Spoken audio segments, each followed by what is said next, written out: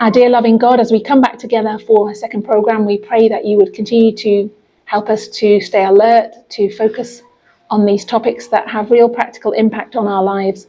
Help us to come into harmony on the way we see human relationships, as we know that they are a parable for our relationship with you. And we ask that you would be with us now and direct us in Jesus' name. Amen. So I was just reflecting on what we said about masturbation. I think I wanted to clarify something about that. I think one of the things is that Ellen White makes it clear it's a sin and that it's going to make people mental. So I wanted to, I guess, address the fact that it's not that straightforward, that she doesn't seem to be correct on the fact that it makes people mental. So with that, I wanted to give some parameters that I'm not suggesting that everyone should go out and masturbate necessarily. And I think I don't know if I said the movement. I'm very wary now of saying the movement, because who is the movement? When people come and say, what's the movement position? And especially when people ask Elder Perminder that question, he's like, what do you mean the movement position? Who are you talking about? Is he talking about him? Is he talking about leaders? What's he talking about? Because I'm not sure, and so I'm going to say in quotes, I'm not sure the movement position on masturbation. But for me personally, I think I'm saying everything we do has consequence, whether we understand it or not. So we've talked about the threefold nature of humanity. So we are mind, body, and spirit. And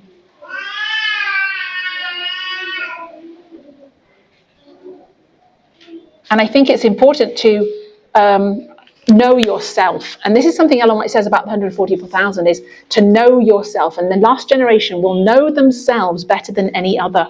And one of the things that came up in the courtship and marriage counselling sessions was that that the important thing about marriage is not so much about looking for the other person, it's knowing yourself first. And most people don't know what they want, who they are, what they like, and what drives them in a way that they're expecting someone else to provide a gap or a lack that they are experiencing, and think that having someone else in their life is going to fill that void. And I'm not saying that that's not true on some level, that we're social beings, we need companionship. But many times we're driven by desires and feelings that we're not even understanding ourselves. And that's why I wanted to touch on that, and I'll come back to masturbation in a minute. But that teenagers, so I know I mentioned about teenagers, and I think it's an important point to clarify, because many people, even though we're adults, we perhaps haven't matured or grown in a way that we should have done, or as much as we could, and we're still at a young age level. But teenagers, the brain chemistry changes. So whether you're a boy or a girl, and girls hit it earlier, apparently, brain chemistry changes. So if we think it is hard or soft, it becomes soft. So you're raised as a child with a hard brain, and this is not scientifically accurate, but let's use that terminology. Your parents tell you everything, teach you and train you. And then as it starts to become soft, through the teens and early 20s, they are more aware of themselves, about what they want, what they don't want. They're making choices. And I think we said that earlier. So girls change in their early 20s. And for boys, it's about 24 by the time they've gone through that change. So they're later in brain development. So teenagers, and this is the way Elder Perminder put it, go crazy. They take risks. They don't care. They financially and sexual risks they take because of the brain change in brain structure. So, and I remember him saying not too long ago, you just got to manage that time period as best you can and hope that they don't do too much damage, like from 14 to 20 or 13 to 20. And when we talk about knowing ourselves, we're not mature enough to make these decisions. And that's why Ellen White says and gives that counsel, the dangers of people being barely out of their teens, that they're not old enough to make that decision. I don't know why she said that, because obviously she doesn't have the science we have now about teenagers, but there's still some validity to the fact that if you marry too young, you don't really know what you want, and you're growing and changing. And most people are not mature enough until they hit 20, 24. They say women it's 20, and that's a ballpark figure, 24 for a male. So it really isn't a good idea to marry too young because of that. And I would say that, and then as we grow, we're learning and changing all the time. And that's why you might have something in common with someone in your teens, you're high school sweethearts, and then as you get to 20s, you're growing apart and you're very different. And that process carries on through life. So all of us are growing and changing all the time. And I think we have to know, going back to the masturbation, we have to know ourselves. Why are we doing what we're doing in all the things we're doing? Why do we eat what we eat? Why do we sleep like we do? Why do we, interact with the people that we do? Why do we do the job that we're doing? All those things. presumably because it brings us some joy or some happiness. And I think we have to know that for ourselves, what's the root and the principle behind it. So we're doing it because God says. And I think when we were given the baptismal vows, and this links into it, so I was going to say, perhaps we could say masturbation is good advice. It's good advice still not to do it. Even though Ellen White was wrong about her views about what it does to people, maybe it's still good counsel not to do it. So I'm throwing it out there because I don't have all the answers. So give me your best arguments. But because I could see reasons why you might give that it's not a good idea. So one might be it's addictive. Does anybody think that's a good reason why we shouldn't do it? Because it's addictive. I know this has come up with the coffee drinking argument as well. So just because something's addictive doesn't mean we shouldn't do it. So if sex is addictive, let's say that. If sex is addictive, then we shouldn't get married because we're just going to get carried away and have too much sex. So we could easily use that as a counter argument. So just because something has the potential to be addictive, because it's fun, doesn't mean we shouldn't do it. We can see that on so many levels. I mean, I love eating apples and I could potentially eat too many apples, therefore I should stop eating apples. You know, that kind of argument. So it's something to consider. It's not a reason not to. I guess the other thing is, what's the purpose of the sexual organs? And we've talked about that over here. And one of the primary reasons is to unite the couple, is to build relationship. And if you're doing masturbation, you're not building relationship with anyone except yourself. And I don't think on that level, that's perhaps a good idea. The other thing is it may actually increase a desire for physical activity, which becomes addictive, and you haven't got a partner to fulfill that activity in. So Paul talks about that and says, if you're going to burn, get married. You know, it's better to get married instead of having to constantly control these desires. But the other side of that is, what if you can't find anyone to marry? So I think in that sense, I wouldn't see it as a sin to manage your own self, to manage your own sexual desires by masturbating occasionally. I don't think you should beat yourself up over that. So that's where I was coming from with that one. I don't know if does anyone have any further comments or thoughts about that? So if you're a parent, would you be actively telling your teenager to masturbate? So I'm asking for you, counsel, now, because I have a teenager. Carl. I have a question before your question. Okay, ask your question first then. About the insanity. Insanity, okay. When Ellen White said that masturbation leads to insanity, did she mean it in that way? Like it really does lead to going to the mental asylum? The way she worded it was they will end up in the mental asylum. So I think she did mean that practically. Yeah, physically. And I haven't looked at the science, but Elder Perminder in the courtship classes said the science definitely doesn't show that. It's not provable that it affects brain chemistry in that way. In fact, there's a lot of evidence to the contrary. It's a bit like coffee. There's evidence that it's good for you. There's evidence that masturbation is good for you. Can I read some of those quotes? Please, yeah. So that we have some context. Yeah, because I'm quoting without looking at them. Okay. One is from Testimonies for the Church, Volume 2, page 391. So let's put it over here. 2T 391. Yeah. This is where she directly links it to insanity. Yeah. The mind. It's a paragraph. The mind takes pleasure in contemplating the scenes which awaken the base passions. Okay. If continued, this habit will lead to a diseased imagination and eventually to insanity. That's the clearest one which I can find on it being linked to insanity. Probably there's more. And then there's another one where she says it enfeebles the body, it weakens the memory, it benumbs the intellect, it brings paralysis of the brain and affects and the spine, and affectations of the spine. So the first one you read, what would you say that means? Say it again, the first one. If continued, this habit will lead to a diseased imagination and eventually to insanity. A diseased imagination and eventually. What's the first bit of that? The first quote. The mind takes pleasure in contemplating the scenes which awaken. So the scenes which awaken the base passion. Okay, so what does that mean? So the mind takes pleasure in contemplating the scenes. So is this pornography? What is this? So the mind takes pleasure in contemplating the scenes which. Fantasizing. So we take pleasure in thinking about sex. And then she goes on to say that what? Yes. If continued, this habit will lead to a diseased imagination and eventually to insanity. So she's connecting a diseased imagination with insanity. So a diseased imagination is one that contemplates things which are not healthy or not true. So we should be using our imagination to contemplate heavenly things, for instance, or thinking about what heaven's going to be like and what God is like and positive things. And she's saying here that a diseased imagination thinks about base passion things, and she's relating that to thinking about sex, I guess, and doing masturbation because you want to think about sex.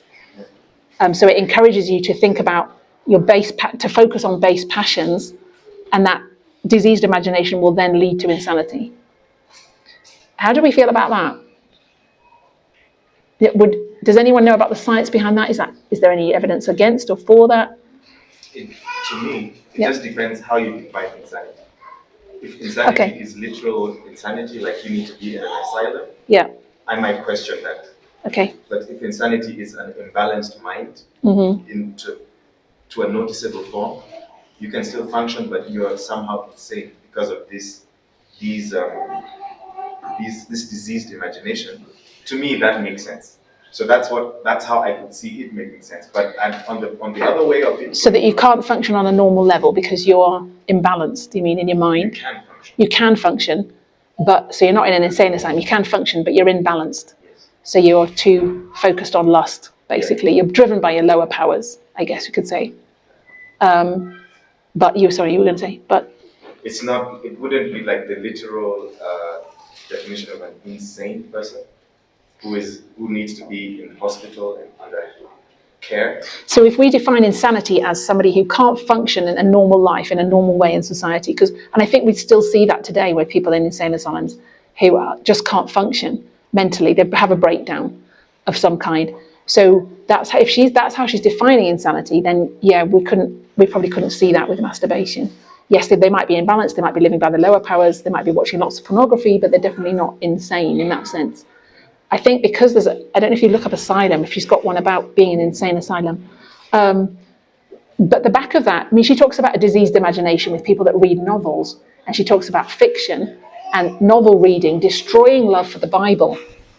And I think so definitely I can see that people live in a fantasy world. They can be going around living in, watching soap operas and living in a make-believe world, and then that sets their expectations to be make-believe, so they're not truthful about life, I guess, and what to expect. And they've got this idea about marriage being perfect and giving them happiness, and nothing else can. It shapes your expectations, and you can see as well that if fiction is not true, that truth and error are in conflict. We're in an information war now. We know that if we're reading or imbibing the wrong stream of information, so if that author's ideas or worldview are contrary to ours, we can see how that's going to detract from the truth.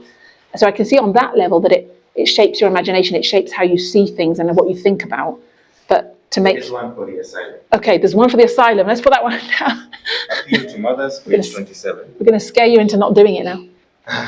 Go on. Some children... Oh, sorry, what's the... appeal to mothers. Oh, is there abbreviation? Okay. Appeal to mothers. Don't know. Page 27. I don't know if there's another book. Page 27, yep. Some children begin to practice self-pollution in their infancy, and as they grow older, the habit strengthens with their strength until they attain manhood or womanhood, and they have become confirmed in the habit of self-abuse.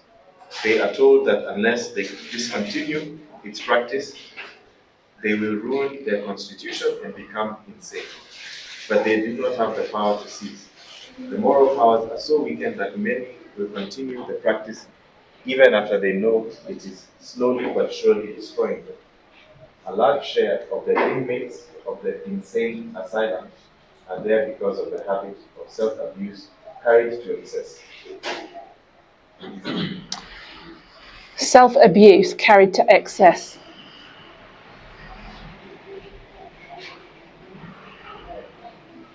Any thoughts, Carl, when you read that? I was just going to put for me, I'm sorry. I Sorry, I've got a thought. I can see how this could be a thing. It could be a thing. Yeah, I know the Paminda said it's not, but I think if it's like this, Well, the Paminda said it's not, therefore it is. Go on. but I think if this habit, So let's go through the steps. The steps there were, what was the first step was children start doing it very young. yeah, Now, how we mitigate against that, I'm not sure. Because anyone who's got children, you're not obviously with them 24/7 when they go to bed. You don't necessarily know what they're doing. But one of the ways they pick it up in Ellen White's time is because children are tired. They've got no energy. Why have they got no energy? It's because they're masturbating all the time. And one of the reasons for that is maybe it's using energy to do that, obviously. And when you ejaculate, you're losing nutrition through the sperm and through the semen. But the other thing is sleep deprivation. So we know sleep is essential to mental health, physical health, both. So if you're getting sleep deprived because you're masturbating all night, that's going to have a massive effect. So there's several reasons why that might be having an effect. You could argue it's not the masturbation, it's the sleep deprivation, perhaps, but there's also the other reason she's giving, which is an addictive habit, which a child forms young and then they can't stop. So I guess that's behind that. What does she say next? So she said they start it very young. I don't know how you as a parent stop that, because if you start talking about masturbation at 5 years old, the danger we always feel, well, I'd feel as a parent, is that you're putting ideas into their head they didn't have before.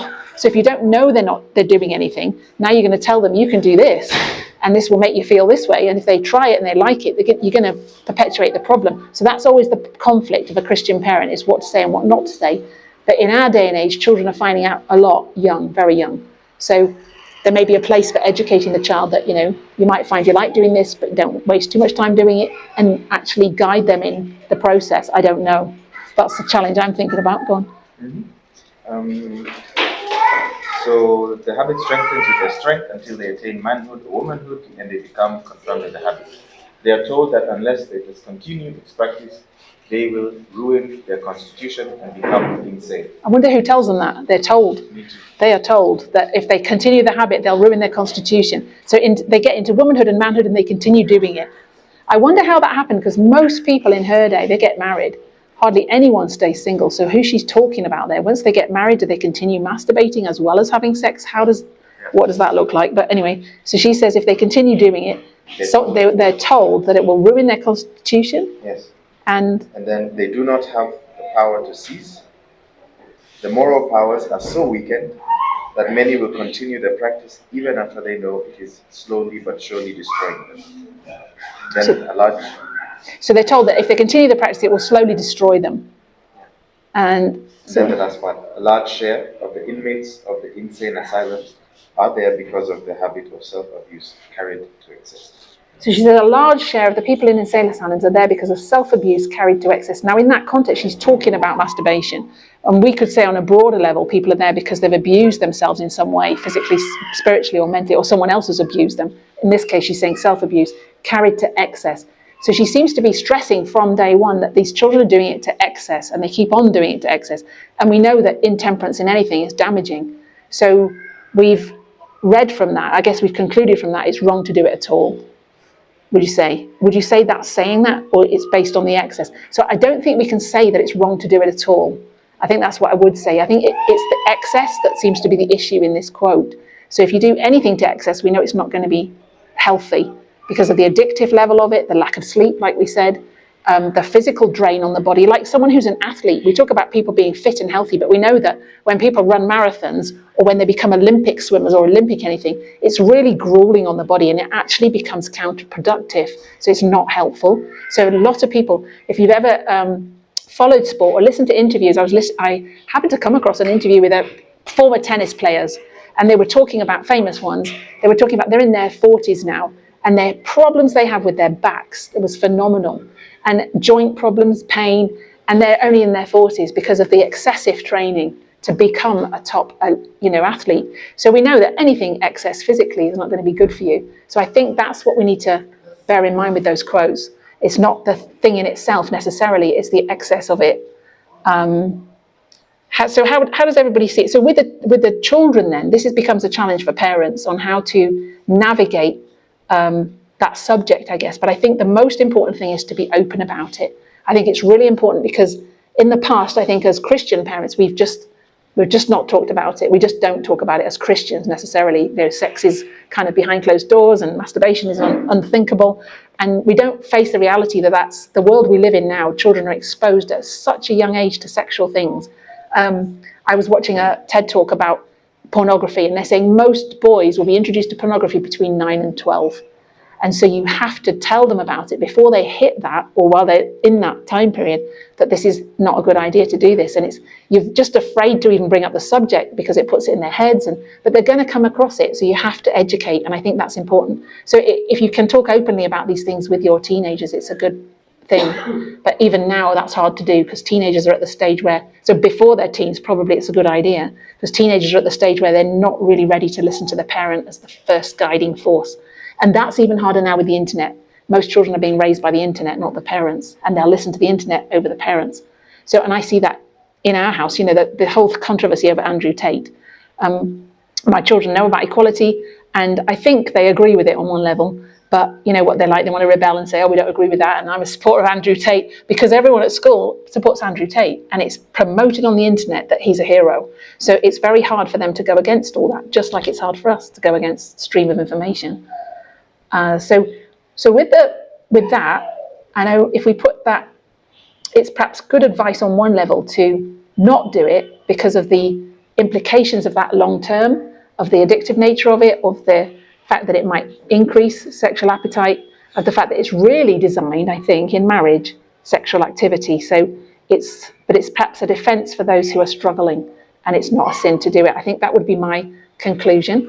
Having said that, just on this topic of good advice, I know we've talked about reform vows in the movement before, and we've shifted our position on the health message. So I think before we'd say it's a sin to eat meat. I think I'd still say that actually, but not sin. Maybe I wouldn't say it's a sin to eat meat.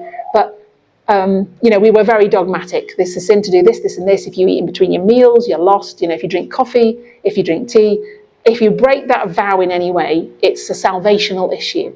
You're going to be lost. You're going to go to hell for it. And I think that's how I processed it. And as I said, that impacts the way you see others, what you'll do with them, what you'll eat and drink with them, how strict you are, and how they see you, that you're making such a big deal about food, and you judge them for what they're eating and drinking. So for me, what it did did people see it that way actually in the first place? Is that how people felt about the health message, for instance? Did people see it that it was salvational? Linda's saying yes. Certainly, I think some of us did, and maybe most of us. And when we started talking about good advice and re-examining the vows, for me, that helped me relax around food, which I think was a good thing. So it helps us to approach it with a more balanced attitude. It helps us to approach other people, which is just as important, I think, with a better attitude and feel better about doing things with other people that we perhaps wouldn't have done before and not being so stressed about it. And I think that was what it was designed to do. So since we've been given the term good advice, how do people see that now? How do people see the health message? Do we still follow the health message? Or have we changed? And if we've changed, what have we changed and why did we change it? So that's like 3 questions in one. Gladys, did you change anything with good advice? Did that change your diet at all or not? I'm just using it as examples. So I don't want to if you don't, want to answer, you don't have to, but. I can basically say that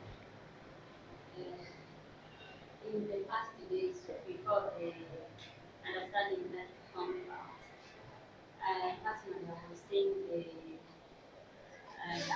these roots of this message of taking on like meat eating, taking coffee, even dress become as something very traditional. But now with the understanding of that, it's really what we understand.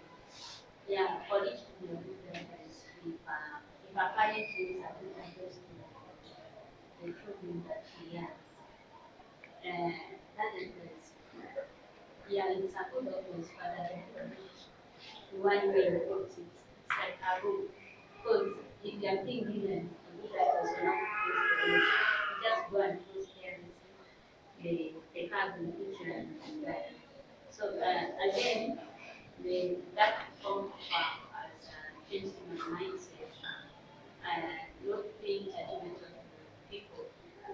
who may not accept the maybe the vegetables, the fruit and the nuts, and then they can be able to take what that makes happen. Me personally, I was a med commissioner. You personally, you what? And I was a med commissioner Yeah. before I came to. So there was that extreme teaching about health reform. Then you go to the community where the poor, they are very cows and goats. What they can be able to afford is milk from that cow and maybe slaughter a goat and take it for a milk. And then you are here seriously think that these things they could get in there and all those things. So the thing about this reform, if they are maybe to that extreme end, you hit your head, you take your milk, yeah, they can sustain you to be alive. But the consequences you have to get. It's not that you are not going to face the consequences. So the issue of diet from expensive diet, which is has been a very proper in understanding. For example, if you are here in the city in Burundi, most of the things are available, the vegetables are available, fruits, and if you are able to afford them, I don't think whether you have a value to use maybe animal products because of the risks that the animals have. The current animals they have many diseases. Some of them are being vaccinated, and before the time elapsed for that vaccine to get out of the system and even the milk itself, these farmers, because the money, they just do them and sell to them. So you get that milk, you get much resistant to antibiotics and when you get any bacterial infection in cell of brucellosis, you not get the will be treated, but you get sick. So it's certain about our good health. Our heavenly God is good to us, and this message has still opened our understanding. So these fruits, these reforms are there to help us to be in good health, and now that you have understood the nature of humanity, there is no way you can separate the house from the tree or the nature of humanity, because if your house is sick and then that house is damaged and maybe you die, it has still affected even your salvation. So that's what I understand. But I'm still yet to hear more about it. So I think what you're saying, if I summarize it, is that it's still valid, the health message, you still practice it. And what it helped you do is stop judging others, be more relaxed about perhaps how you deal with children. I don't know if you kind of mentioned about, I think for me, certainly that's helped. Because if you see something as salvation, it's something we must do. And you're not going to be saved if you don't do it. So when you raise children, you say, you can't do that and you can't do that, and you must do this. You must keep Sabbath. You must not eat eggs. You must. And for me to feel it's just good advice, I can now say to my son, it's okay if you eat eggs, even though I don't want you to eat eggs, and it's not the best food for a person necessarily. If you want to eat eggs, I'm not going to make a big fuss about it. And I can feel more relaxed in myself that you're not going to be lost over eating an egg, as a parent. So it's about me really as well. It's not about the child on one level. Of course, you want them to have good health, and I still think. So I think for us, it was about how to approach those vows. And that much of that approach, again, has been learned by Ellen White. So Ellen White says the 10 Commandments, the laws of health are as important as the 10 Commandments, and she puts them on a level. So she makes them salvational. And we took that and we ran with it. So most people doing the health message that strictly, we were criticized by people in the church because they'd say, oh, you're making the gospel out of the health message. And we were putting it on a level of a gospel, because Ellen White says it's the right arm of the third angel's message. We're saying you've got to have it all together. And I think a lot of that was a genuine desire to do what God says. And now we recognize we've done a thus saith the Lord with Ellen White. And so we're saying, okay, let's look at this dispensationally, let's consider it in the time and place, and let's apply it properly. And all that reading, or that understanding of dispensations and progress and science on top of it, has enabled us to approach it with a different mindset. So now we're saying, what does science say about that? So science still says eating the blood of animals is not a good idea. In fact, we've got loads of research now saying that cancer is linked to meat eating, for instance. It's clear. And nobody could, I don't think, could refute that heart disease. All these things can be related to cholesterol and animal fat, or blood from an animal. So it still makes good sense to be vegetarian. And as Gladys said, we've got stuff available. It depends on the availability. If people have got access to fruits and vegetables, why not eat fruits and vegetables? So on that level, we're approaching it scientifically, but we're also approaching it from an individual perspective. So what's good for me, and we always did this, Ellen White said beans were poison to her. So we're not saying everyone has to eat beans. If it doesn't agree with you, eat something else. So just using that health message as an example, it's about you deciding in your situation what's the best course of action. And it's that liberation to do that, which I feel is what's happened with the good advice. It's not saying don't do it anymore, it's still good advice. But if you're in a situation where you can't do it for whatever reason, so like game playing, I don't want to play any games competitively, and knowing yourself too, why are you doing it? I've got no interest in playing a board game, but I've got to connect with my children, or I feel I want to connect with my children. They're not believing what I believe, they don't want to do what I do. So I'll say, okay, I might play a board game with you, or I might watch something I wouldn't normally watch, or I might eat something. I wouldn't eat something, I don't think, because we can still eat together and eat something different. But there are situations, extenuating circumstances where you want to make connection and you'll do something you wouldn't normally do, or you're traveling and you might eat eggs in something, or you'd be less strict about it because it's okay. And I think that's why each of us have to make those decisions for ourselves and say, what's the best in my circumstances? And not to use it as justification to go out and do anything and eat anything, because that's just not the best course of action. Does that make sense to people? Do people have any questions around the vows? And that's why I think we can't, or one level, why we can't change the vows. So there are things about the vows that I would change, and we are still in process, which we keep saying, of changing the vows to adjust the wording perhaps on them. But when you actually start analysing it, they're still correct on their basic principles. It's still not a good idea to eat eggs and milk, lots of sugar, fat, and that's not even in the vows, sugar and fat, but ultra processed foods, heavy spice, a lot of these things are still not that good for you. So how are you going to read it now, that vow? So I think what's changed is the way we read the vow. So we're not saying, thus saith the Lord. It says that here, so you must never do it. When you make the vow, you can't ever eat an egg again. It's the principle behind it, which is, I want to do the best. So we'd say that for country living. That might be the best, but it's not practical. It's not practical in your circumstances right now. You haven't got any money. There's no jobs out there. There's lots of different reasons why that whole subject of country living, I don't want to go there. Okay, why it's not practical in certain circumstances and in certain countries as well.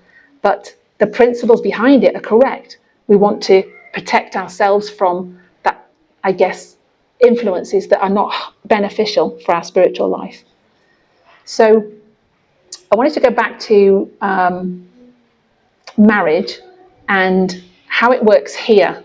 So I know in different cultures there's different expectations. So I know we're dealing with dowry on one level in Kenya, although it's not perhaps as strong as it is in Uganda and South Sudan, but there's still expectations from families to perhaps have dowry in village locations. I don't know if people here have pressure about dowry. There's definitely pressure about having children. What do people think about having children? Do we have any views on it? We don't care, or if we got married we'd want them, we wouldn't want them, we don't. How do we feel about it or see it? Joy, do you have any thoughts about children? Because I know you've just got married, so you might have that be having that discussion or that pressure, because it's very soon after people have married. I know there's relatives are pressuring often to have children.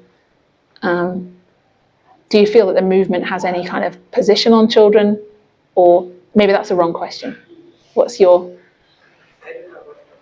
Doesn't know about the movement, yeah. Let's be careful about the movement. It almost goes without saying that when you get married, the next step is to have children. So that you think about it. Yeah. It's just something that's expected, so you do it. That's just this cycle, maybe the cycle of life.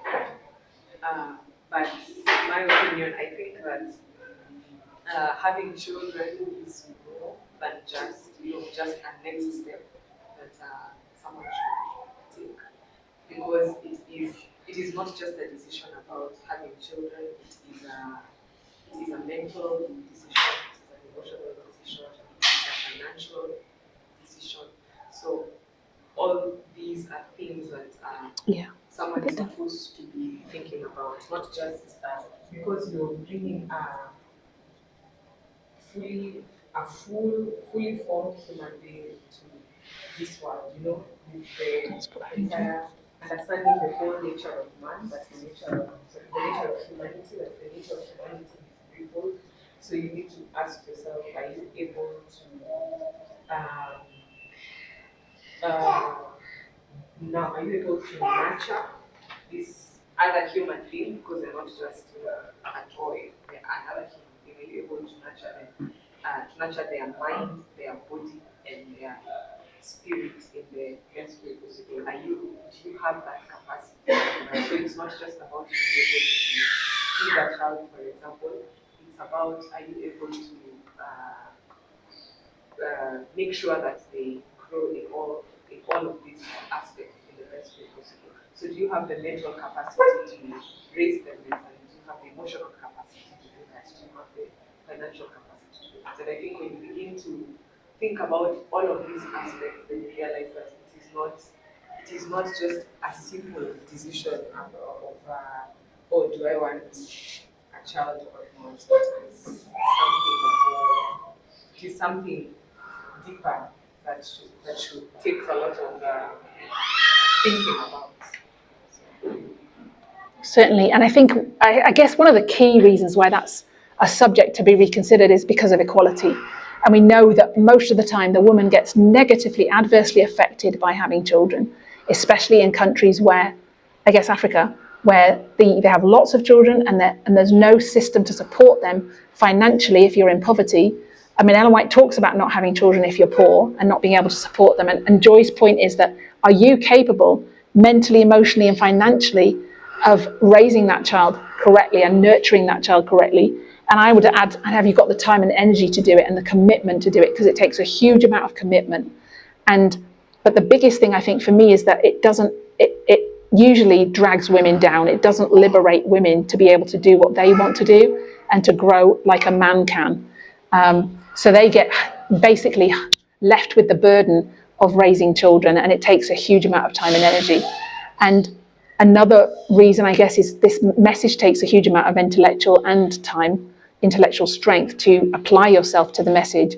And you've got to choose how you want to spend your time. If you really want to focus on this and you're working and you're having a relationship with someone as well, you're in a marriage, that takes effort and energy. And on top of that, now you're going to bring someone into the relationship who's going to affect your sleep, your time, your energy permanently 24/7. And I don't think people have a concept of that because it's just the next step. As Joy said, I don't think it is just the next step because of cultural expectation says everybody does it. You're not normal if you don't. You've got to do it. And that there's all that pressure to do it and not recognize actually how, when you have your own, how tying it is and how distracting. And I remember trying to study the message, go to meetings with Jeff and having a baby and thinking, wow, this is really hard. And unfortunately, my husband would take the baby and I could stay and write notes. But it really turns your life upside down in a way that I don't think, even though we had been married 13 years and we made the decision to have children, even in spite of people quoting things like, woe unto them that give suck. So I started to look into that verse and I really prayed to God and I said, I want another understanding of that verse because they were using that to say, we're in those days, the last days, woe unto you for giving suck, punishment on you. And when you look at that, I did a study through the Bible on it and two things. One is the woes come onto people who are disobedient. So woe unto you, scribes and Pharisees. This is not onto an obedient person wanting to do God's will. That's the first thing. The second thing is, in that context, is addressing the people in Jerusalem who are left behind, who have not been obedient and are going to end up eating their children in the besieged city. So that's the context. It's the context of that is not having children is a bad idea. And there's another quote by Ellen White which talks about this woman not having children because she went to do evangelism somewhere. And that's a personal situation that we have applied and said, and maybe Ellen White, in that context, Ellen White says the less children, the better. So there wasn't the backing I thought that there should have been to say no children ever. In fact, Scripture's complete opposite. And Ellen White says a home without children is selfish. And, there was all these positive reasons to have children. All through Scripture, they want to have the Messiah. Babies is a good thing. Having a child is a blessing from God. I'd want to change that. I'd want to say something else about that now. But hey, I'm careful because once you've got children, obviously you love them and you don't want to tell them you're a bad thing. But the challenges of raising a child in this generation with the information that's available, information war on the internet and the phone that you cannot keep them from is so difficult. I would say it's such a mental stress. you've really got to consider carefully before you take that on. Yeah, so there's a lot of stuff about having children. So I wouldn't say there's a movement position against having children. My personal position is to advise people not to, especially in countries where, see, in the UK, if you have a child as a single parent, you'll get support financially. In fact, when I was growing up, some people were having children to get their own place. So they'd have a child as a single woman and get a flat provided and money, handouts from the government. I'm not sure if it's that easy now, but that's what they were doing. I was thinking, I don't want a child yet, but they were motivated to do it because they got support. And even now, if you're a single mother you can get benefits. You have to work so many hours, but you'll get some money. It's not as easy as having a partner with a better job, but it's still, you get financial support. Here, you don't get any help. You don't get, and the stigma, even in the West, of being a single parent, there's so much to consider about having children and how it affects your life, that here it ends in a poverty trap often. It's a huge cost, as you say. Can you take the financial burden of having a child and the distraction from, or the time taken, perhaps not distraction, but the time taken away from doing other things that you want to do, which you've really got to consider. So I would say your own salvation is paramount in that. Of course, the opposite argument to that is having children teaches you so much about God, about being unselfish. In fact, Elder Permida years ago would tell me, the only thing that children teaches you is how to be unselfish, because you have to give and give and give, and there's nothing coming back. So I'm not saying there isn't a blessing in raising a child and seeing them grow, and we are driven by relationships. So it's a natural thing to want to procreate as well. God is a creator, and we could say that's a God-given divine opportunity in a way. But aside from that, I guess there's an expectation here in Africa which is different from my culture as well, which is that we have children as a business commodity. So even if they're not sold for dowry, it's definitely a business commodity in, say, somewhere like South Sudan. The whole economy functions on the fact that this woman is worth so many cows. I mean, literally. So there isn't even a marriage you can have outside of the dowry system. So they don't have registered, estate marriage. They don't have it. So when we're trying now to seek to get two people married who want to do it without dowry, there isn't anything in the culture that says they can do that. I don't think they've even heard of having the tubes tied vasectomy. Doctors don't do it. It's just not done. So it's like, how do you get somebody to be permanently, without having to use contraception, even using contraception? So there's different levels of this in each society. But here, there's expectation still to have children, and the expectation that the children will look after the parents. So parents have children because when they get older, they're going to look after them. So in the West, we have care homes, and that's often what we do. And I'm not saying that's right, but there isn't that expectation that the children will look after the parents when they get older. And many people do and want to, but you don't have a child for that reason. And I think that's crucial to consider. Why are you having a child? Because there are many wrong reasons to have children. And I think that brings up the next thing, which is when you get married, there's expectation on you, or even before you get married, as an older son or an older daughter, to pay for the schooling of the younger siblings, to financially provide for parents. And all that is a patriarchal system. And I think that has to be considered when you get married. Are you going to stand up against these cultural expectations? So it's not your responsibility to pay for your siblings' education. That is really not your responsibility. And I don't know how you feel about that, because I'm saying that coming from a place where we don't do that. So I don't fully understand, obviously, the pressure, the experience of that. But to me, this is all a product of patriarchy, putting pressure on people to do things that they haven't chosen to do for themselves. It's not because you love the person you want to do it. And I'm saying if you love someone, you will want to look after them. But there shouldn't be having children so that they can look after them when they're older. I don't think that's a good reason. Especially in this day and age where people travel abroad, may not be here. The best laid plans go wrong. Like people say, I'll have a second child so they can get on with the first child. I'm saying, but what if they don't get on? That's not a good reason to have one, because it goes contrary to what you want it to do. So I don't know how people feel about that culturally. Do people feel that it's wrong to have to pay financial for your siblings, for instance? How do you think about that? Or have you not thought about it, maybe? I know we've talked about it with Joseph. He's smiling. Carl? I think it's a slippery slope. Mm-hmm. And I agree with what you said. Slippery slope. Yeah, because you end up being pulled into structures or systems, patriarchal, which you don't buy into And if you want to do it, if you can do it, well and good. But it should not be as a, this is your duty. Yeah. You have to do this because you are the elder sibling. You have to take care of your younger siblings. But you've not even learned how to take care of yourself. No. So I don't think it's right. And it wasn't your choice that your parents have those many children. They've had 5 children, they can't support them.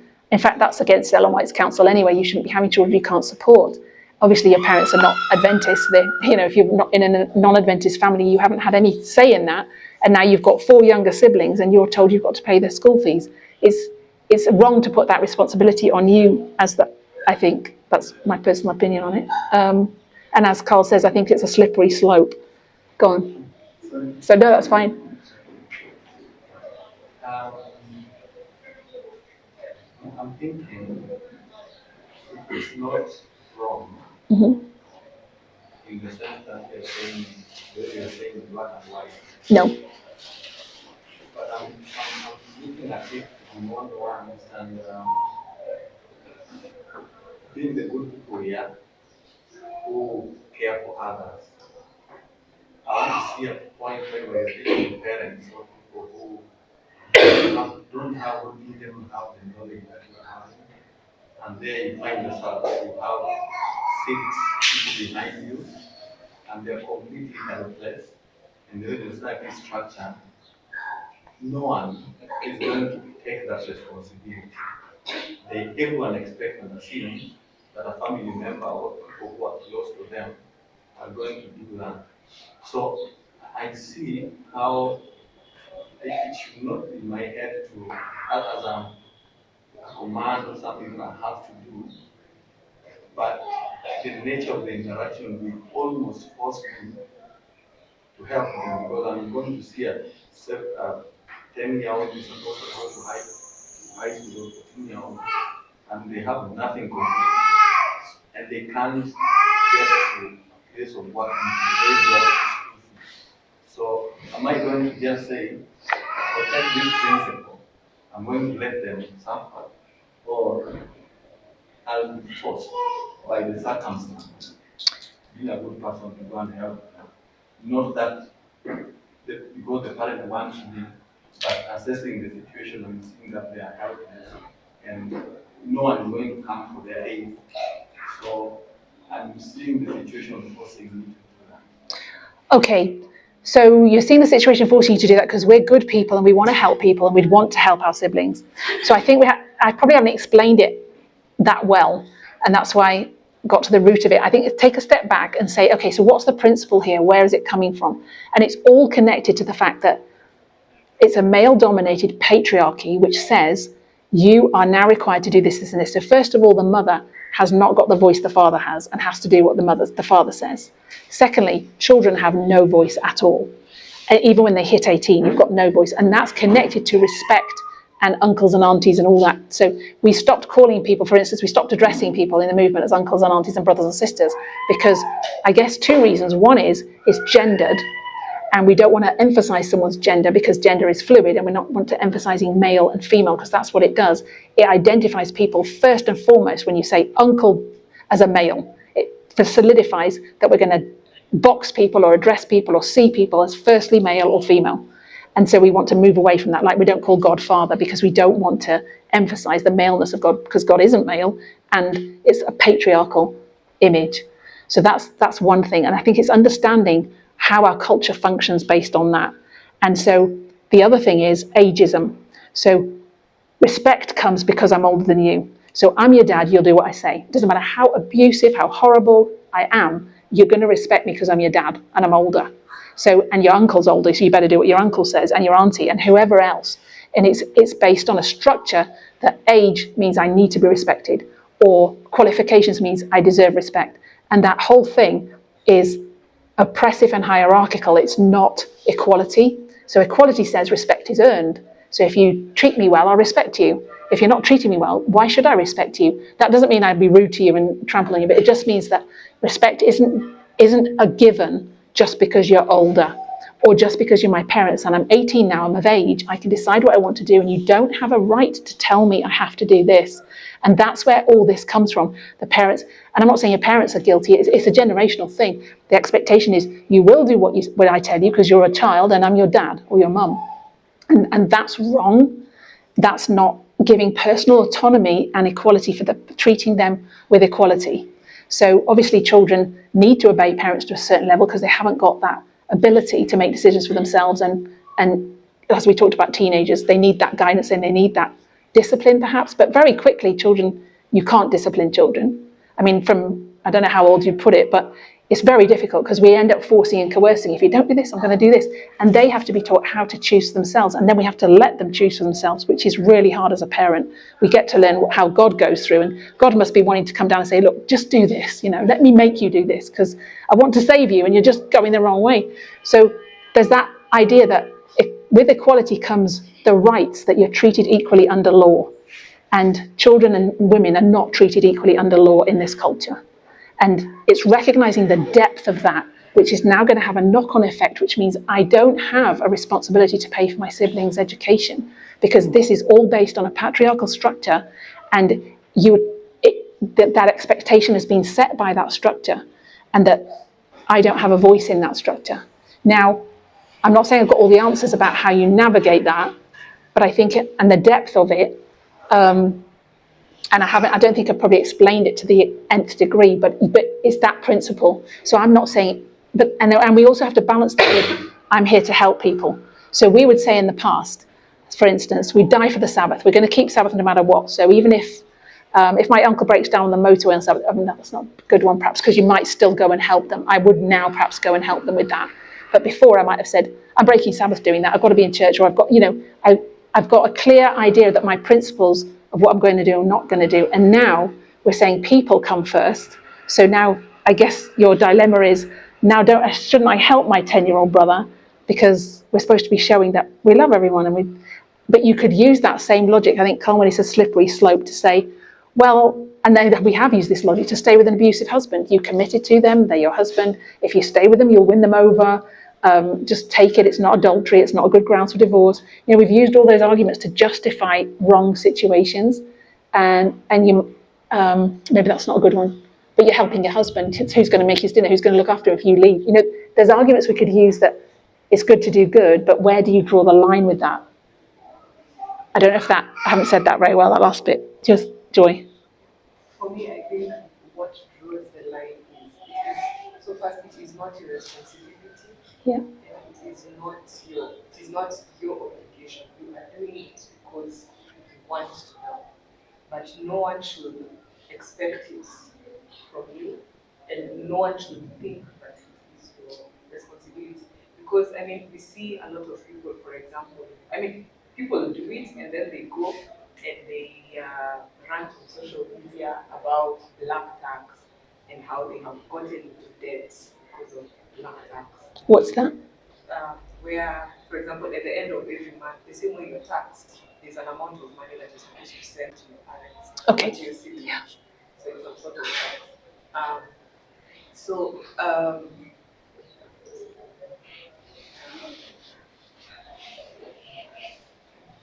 Oh, sorry, I distracted you.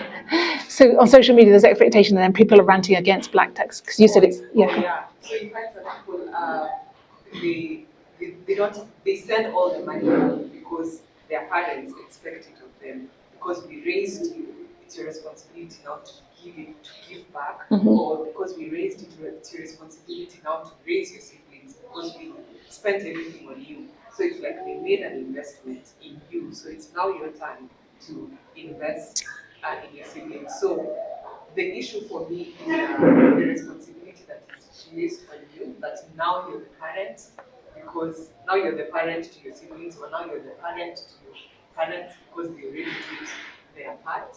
And as Emma was saying, for example, you have many siblings. It was not your choice to find yourself in that situation. For example, you have 6 or 7 siblings behind you. And I can imagine how much taxing it can be for you, who is a child in that household, to raise these other 7 people that are behind you. So, in my opinion, this it becomes something generational. So your parents were in poverty, and now you find yourself in a situation where you're also in poverty because of many decisions that your parents made. Because now everything you earn goes into your siblings, you get into debt because you feel the responsibility or the expectation is there, but you also need to raise your siblings. And I think that sets you back for many years, and it might even go into the next generation. Yeah, it perpetuates poverty, it can do. And it perpetuates people getting ahead themselves, like you say. And we've always seen that, I suppose, as selfish. It's not about just you, about what you want to do. But you could use the same arguments that about the black tax thing, about dowry. So I could say, women are raised in South Sudan for dowry. And then you turn around and your parents have invested all this money and they're expecting to get it all back when you get married. And you could turn around and say, I better do it then, because my parents are going to be in poverty if I don't. I owe them. I feel that debt of responsibility. So we could easily justify dowry because of that. But the reason we're standing up against it is because we see it perpetuates patriarchy and inequality and sexism. And we're saying it's not right to buy and sell a human being. Where are we going to stop it? How are we going to stop it? And how are we going to stop people doing this and having that expectation if we don't stand up against it? So the dilemma is, should you be paying the school fees, even if you want to, or you want to help, and you don't want to look bad, is that what's the principle behind that, and should you be doing it, entering into it? And I'm not saying I've got an answer, I'm not telling people not to or to do, but I think it has to be considered in the context of the argument about equality. What's my first responsibility to this situation? Because we will be misunderstood by people can be killed in South Sudan when they stand up against dowry, and then Uganda as well. It's a real life-threatening situation. But that doesn't mean we don't stand for it. And I think it's, where does it become, not standing up for equality at the expense of relationships, because we're trying to build relationships and we've got that conflict there, that it doesn't look like it's building relationships if we turn around and say, I'm not paying the school fees. Because the other side of it, as Joy says, you need to get ahead. You need to be financially stable. If you want to get married, for instance, you need to be financially stable yourself, and you're earning that money to do that. And that's a good thing. It's a good responsibility to self-guard your own situation. And if you're impacted majorly by that, by having to pay all this other money and that it keeps you back for years, I don't know if that's something to be considered. I don't know about the rights and wrongs. I think each person has to really consider that. So I know we're coming to the end of this session.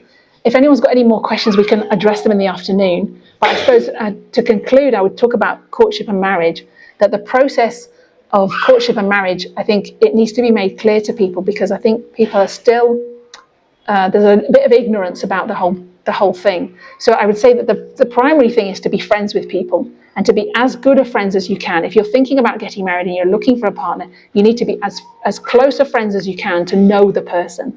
And once you know them and consistently, and that takes time, to know that you appreciate the character, you can see the good and even perhaps the bad traits, it's really about building a friendship. And that means spending time together, talking to each other, however, online or not online. And that's important. But when you get to the stage where you think that you're talking about being interested in each other sexually, you've got an attraction there, and you're thinking about, actually, I'd like to go out with you as a boyfriend, girlfriend, if we put it that way, or as a potential marriage partner. It's at that point you need to seek counsel from leaders, elders, whoever, married couples that you respect in the movement, godly counsel. And we get that principle from Ellen White. She talks about being guided by your parents, listening to your parents, going to parents if you're interested. And I don't think, we definitely saying you don't have to do that. But the principle of going to the boy, asking the girl's parents permission to court their daughter, very patriarchal, because the daughter belongs to the parents as an object and has to get permission from the parents. But the point about building relationships and communicating is a good one. But it's also about getting advice about who's suitable for you. So if you've got a close relationship with your parents and they know you, they can say, well, I don't think this person's compatible with you, and give you advice and counsel. So it's good to be open and upfront with them. But we would now apply that as spiritual parents. If you don't have parents who believe the same things, they're obviously not going to guide you in the right direction. And I'm not saying don't talk to them, but the counsel you want to get is from spiritual people in the movement who know you or who get to know you and can guide you. So the first step would be to ask for counselling, courtship counselling. And things come out in courtship counselling which may actually stop the courtship, which is good, because you get to find out about each other in a way that you wouldn't unless someone else is pushing you and asking questions. Because often we're already emotionally involved and invested, and it's not so easy for us to discern the potential pitfalls. So I'd always say to you, make it clear to leadership, make it clear to the people around you that I'm interested in this person. What do you think? Get people's opinions, but get some counselling, courtship counselling. Because if you want to be married in the movement and get the blessing from an elder and do a religious service, we would not be happy to do that if we don't know you. So if you come out and say, we've been courting for 6 months, and I say, I don't even know who you are, how can I say that I'm happy to marry you in the eyes of heaven? Because I don't even know you. I can't endorse that marriage. So people then will come out and say, I want to get married, how do I do it now? And they've already been courting for a year. And I'm saying, wait a minute, we don't know you. So what the process is, there's a few people courting now. I would approach people in the movement who've got time and energy to do that. So elders in Elder Gracious in South Africa, there's someone in another person in South Africa. And you don't have to be married necessarily to give courtship counselling. So we choose people that we know have got experience with this subject. Perhaps they may be married, they may not be married, and they counsel the couple on a week-by-week basis. So you have an hour session with them, and you both talk together with the counsellor about different issues. So having children, finances, all the different things you consider in a courtship. And that would go on for 6 months, a year. It depends on the couple.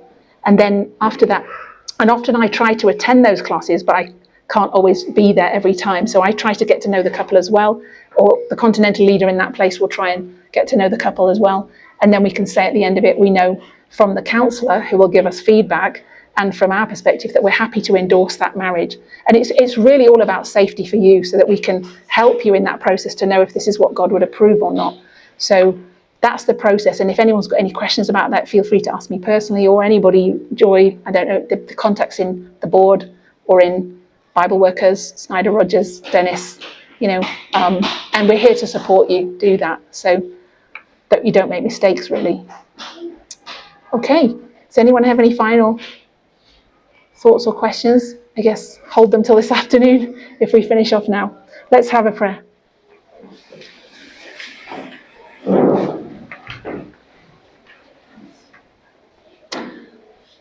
Our dear loving God, we thank you for relationships. We thank you for guidance, for your prophetic light, which is shining on our pathway. Help us as individuals to carry our burdens to you, to know the direction that you want us to take. That would be best for us and for others around us. Help us always to be a blessing to those that we interact with, that we might reflect your principles to them. I appreciate some of the questions and responses about the responsibility we have to our blood families. And we pray that you would give us wisdom on how to answer these questions in our own individual circumstances. Please guide each one here with their own personal struggles and battles and help us to strengthen one another on this Sabbath day. In Jesus' name, amen.